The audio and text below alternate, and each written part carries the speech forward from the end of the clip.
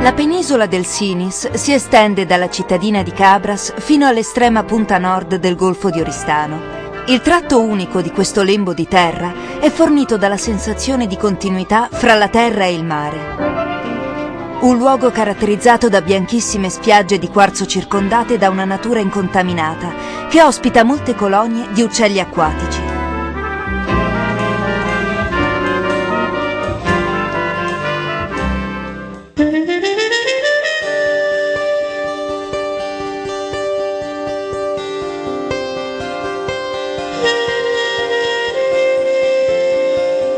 Sulla punta meridionale della penisola, in prossimità dello stretto promontorio di Capo San Marco, si trova il sito archeologico più conosciuto dell'area. È l'antica città di Tarros, fondata dai Fenici intorno all'VIII secolo a.C., su un preesistente insediamento nuragico della seconda metà del secondo millennio. Dell'epoca fenicia e punica rimangono poche testimonianze, legate sostanzialmente all'aspetto funerario e votivo.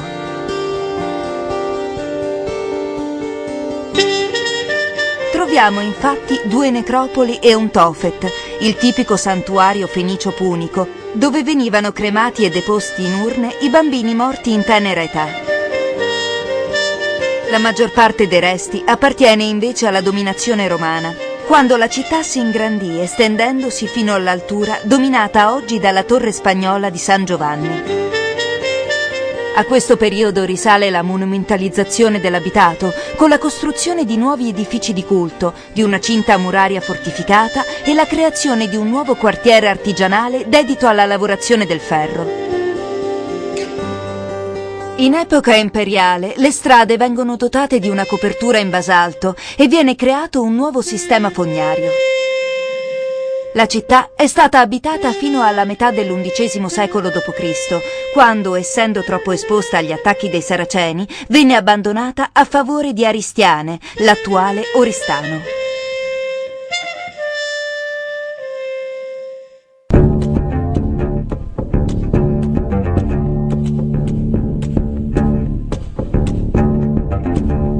Poco distante dalla necropoli sorge la chiesa di San Giovanni di Sinis, edificata nel V secolo. È una delle più antiche chiese della Sardegna ancora in uso.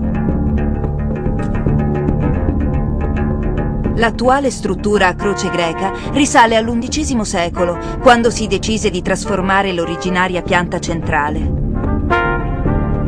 Dell'epoca più antica la chiesa conserva ancora la cupola, sostenuta da 4 massicce arcate. L'interno, ampiamente rimaneggiato dai monaci vittorini nel 1200, si presenta a 3 navate. Le laterali, con volte a botte, sono separate da archi bassi. La navata centrale e l'abside sono coperte a cupola.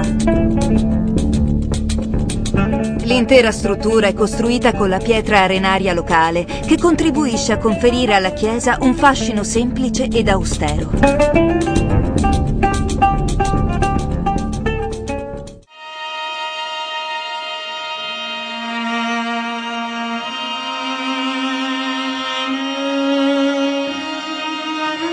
San Salvatore è un antico villaggio religioso costruito attorno all'omonima chiesa del XVII secolo, sorta su un preesistente santuario pagano di origine nuragica.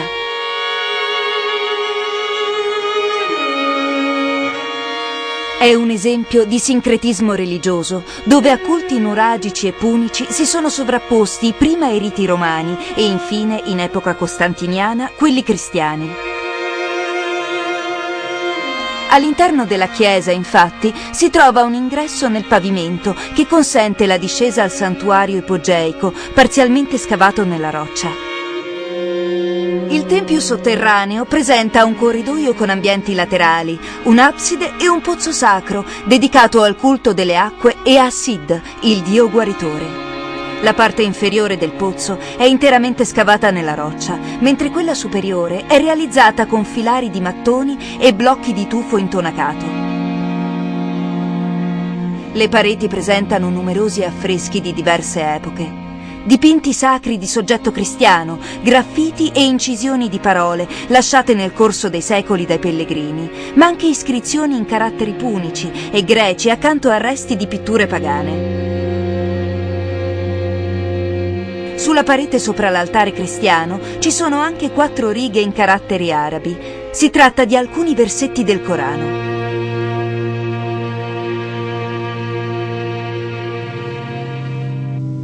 Il villaggio è ancora oggi meta di pellegrinaggi e si anima in occasione della festa del santo patrono, quando accoglie all'interno delle casette bianche chiamate cumbesias molti abitanti della vicina Cabras.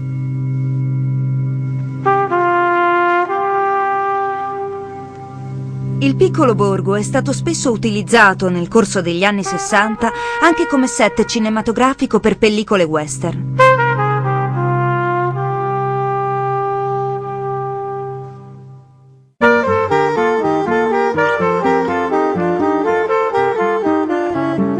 A pochi chilometri di distanza troviamo gli stagni di Mistras e Cabras, una grande distesa di acqua salmastra che costituisce un fondamentale luogo di sosta per numerosi uccelli acquatici che qui trovano il loro habitat ideale.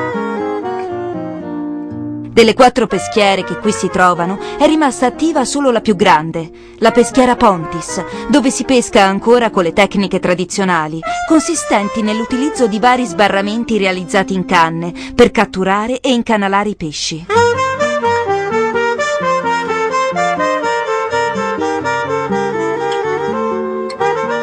I pescatori soggiornavano in piccole casette ancora esistenti, anche se in buona parte semidistrutte, e in capanne simili a palafitte, a cui si accedeva tramite lunghe passerelle.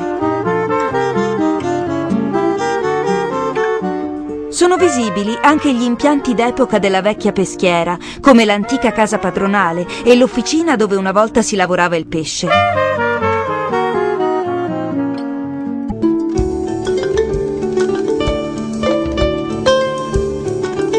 Il tratto costiero, compreso tra Mari Ermi e Is Arutas, è caratterizzato da alcune spiagge formate da granelli di quarzo, depositatisi sulla battigia nel corso del tempo.